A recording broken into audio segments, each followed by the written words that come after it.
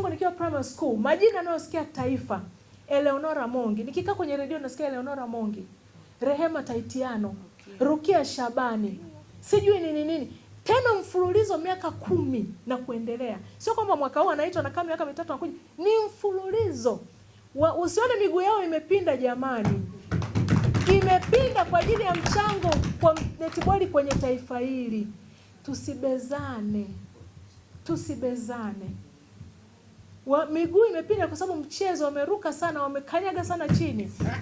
Wamevunjika enka zao sana, magoti yameharibika, yamejaa maji. Ni kuwakilisha taifa hili. Kwa hiyo tuwatumie sana hao wazoefu.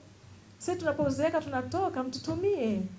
Hata kama hatuwezi kukanyaga tena, hatuwezi kuruka 1-2, lakini midomo inafanya kazi.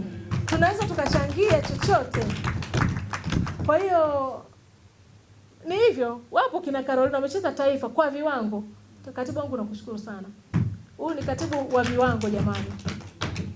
Uongozi wote wa Chanedo. Nisitaki kusema mengi. Ningeweza kusema mengi mpaka kesho. Lakini nawashukuruni sana. Kuna kipindi mimi nilihamishwa baada kutoka bunge nilisha Dar es Salaam.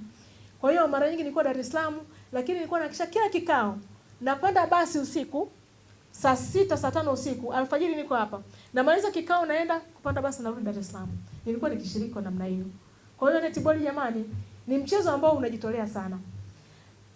Fanya mashindano yote ya netiboli sasa hivi. Weka kiingilio hata cha senti 50, hakuna mtu anaingia, uongo. Bure. Tofauti na football.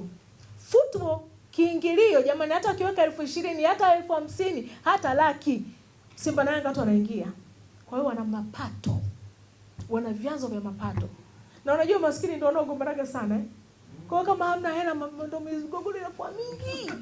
Kwa sababu hamna kitu mfukoni, matumbo, njaa, nini, unaona?